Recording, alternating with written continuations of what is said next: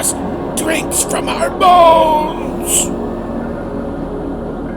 I cast you back into the dark.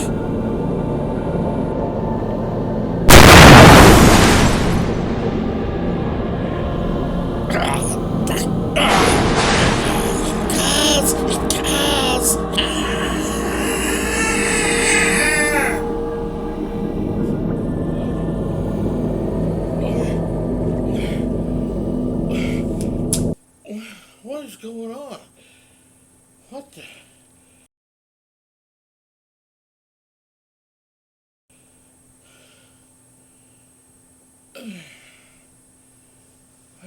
Dreaming again.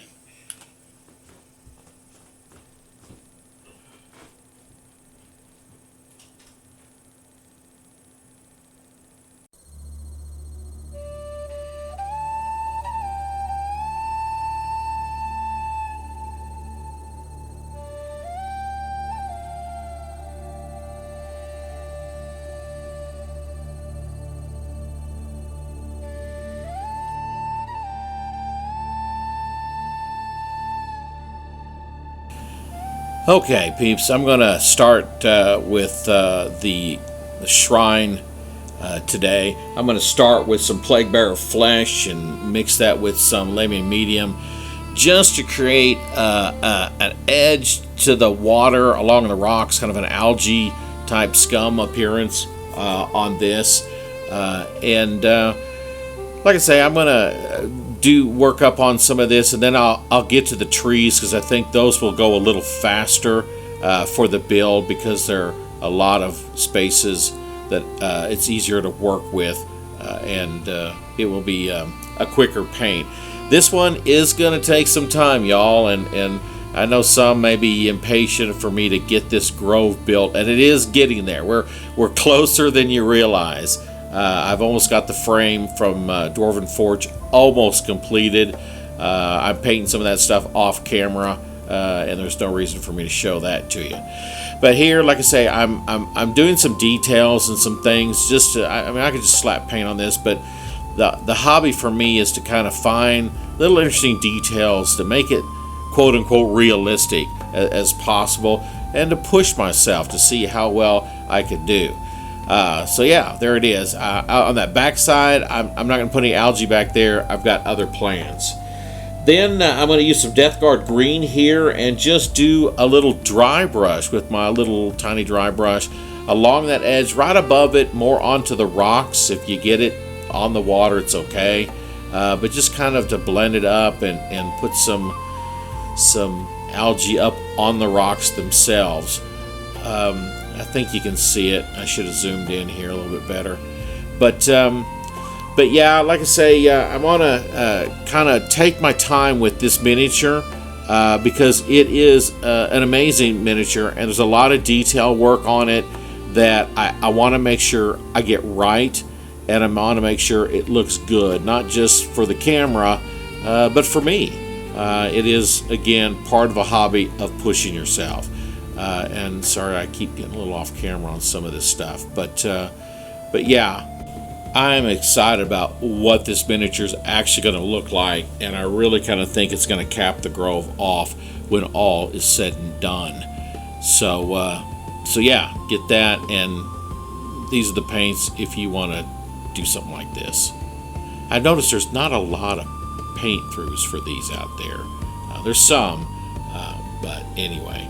Now I'm going to just use some Elysian green, and now I'm going to dry brush up again. Again, I like layering with my paints, so to go with a little bit lighter shade and stuff.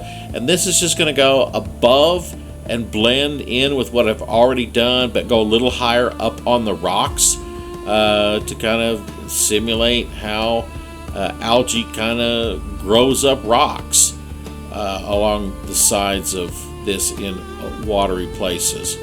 So this I'm also going to kind of go down the sides of the rocks a little bit and just maybe kind of plug it in where I think some algae might grow in these higher rocks. So well, there we go. That's what I'm going to do today. I'll paint the water here soon.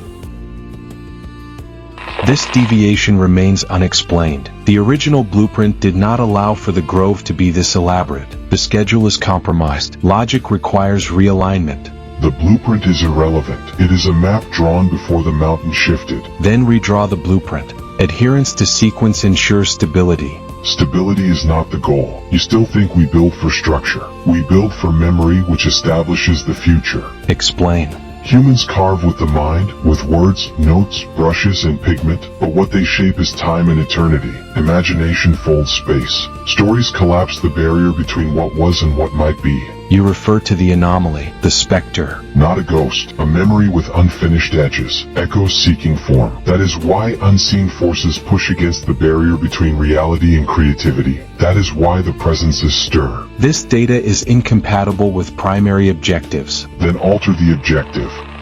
This is not a build. It is a reckoning.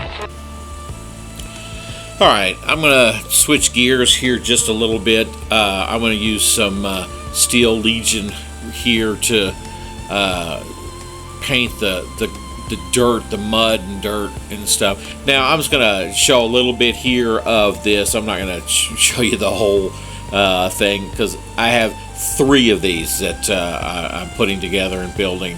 So I won't bore you with watching all of that. But at the end of the day, we are going to do 4 trees. I've got another tree I'll show you in a minute. Hal and I, as I was kind of working things, I came up with this idea that I'd like to do the grove represents 4 seasons. I've watched several different videos on painting the awakened wild grove here, or awakened wildwood. There's some really cool ones out there, and some of them I'm gonna kind of use. I'm gonna let them inspire me for what they're doing, and I'll when I get to that point, I'll actually link to those videos below so you can see what they did compared to what I did. But we decided to go the seasonal thing. So when all is said and done, we're gonna have a spring tree, a summer tree, an autumn tree, and here is going to be the winter tree. Here I'm putting some agrax on over that base coat. I got this from Tabletop Terrain, and I think it's going to be a really good pick for our winter tree, this gnarly tree. Spring and summer are going to have similar. I'm going to dry brush some of this. I'm going to move him for now. Use some Karak stone to do a little dry brushing on this. The Karak stone here is going to give that a little bit more, and I'm going to hit it with a little bit of Ushabti bone, if I can say that right. And like I say, the whole seasonal concept, I don't know, it just came to us like a great concept, great idea. And so we're going to do each of the trees a little differently. Try to get a vibe. Oh man, that's way too much. And I may have to agrax this. Sometimes you get a little too much dry brush, which apparently I did. Too much paint on this one. It's easy to do sometimes. I'll hit it with a little bit of wash, a little bit more agrax in a few spots. And again, I'm going to do that with the this one with the summer tree. They're pretty much the same. Now for the autumn, I'm going to put a little towelite ochre, a little bit more decay type thing. And that'll give us a little bit more of an autumny look to some of it, maybe.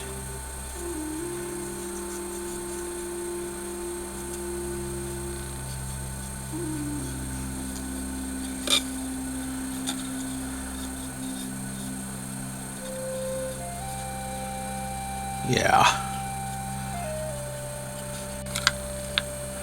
Now for this one, for the winter tree, I'm actually going to mix some Karak stone and some Pallid Witch flesh.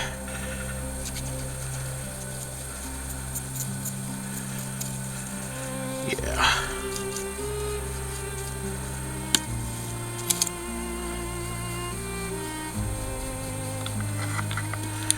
Alright, let's see how this looks. And you gotta be careful. This is from that tabletop terrain, you got to be careful because these are 3D printed, so you can't just do your regular dry brushing with these 3D, because they have those little tiny grooves in them. I don't know if you can see it on camera there, but so I just kind of go through and stipple this. If I get a little too much again, I'll go back with the Agrax and tone it down a little bit. But I kind of wanted to do something. Ooh, that's the rough thing about with some of these 3D printed stuff. They're cool, but not always easiest to paint with this style. So I think I'm going to go a little heavy on this. I'm going to stipple it in there really, really good, really heavy, because then I can bring it back with the Agrax again. Okay. Most of it off. Let's just dab it back on there. Just dab it back on there. See, and that'll tone that down just a little bit and still give me a little bit of a highlight.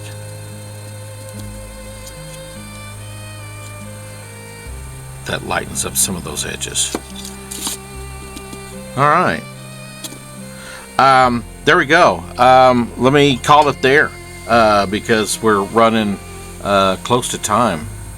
There are tales, rarely told and often doubted, that speak of 5 women drawn to the mountain not by fate, but by hunger. They came from distant lands, bound not by blood but by power, and are known to history only as the 5 Sisters. They were witches, sorceresses of immense skill, each attuned to one thread of the arcane tapestry: fire, bone, storm, shadow, and root.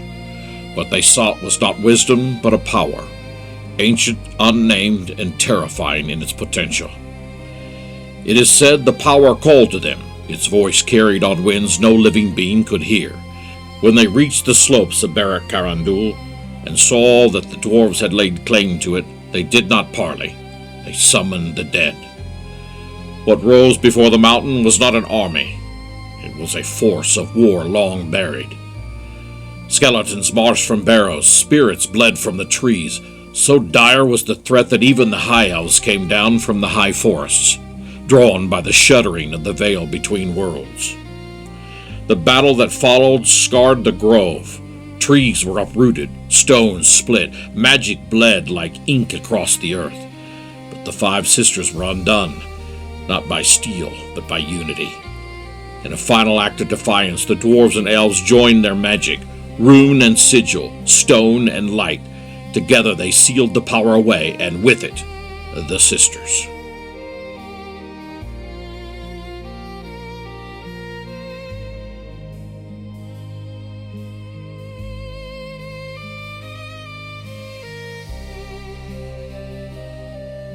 Why did you call to me? Their forms were not destroyed, only bound. I know, lad, I was there. Their essence, twisted, hungry, sank into roots and soil. The grove became their prison and their tomb, and still the seal holds, but not without cost. Some nights the trees whisper their names. The seal is failing, and I don't know how much longer I can hold her back. Not without the White Dwarf's full return. I understand, but you must understand that the creative process cannot be rushed. If we force it, we risk a flawed connection with reality. The grove must be finished soon. It will be done when it needs to be done. Trust the Heart Forge.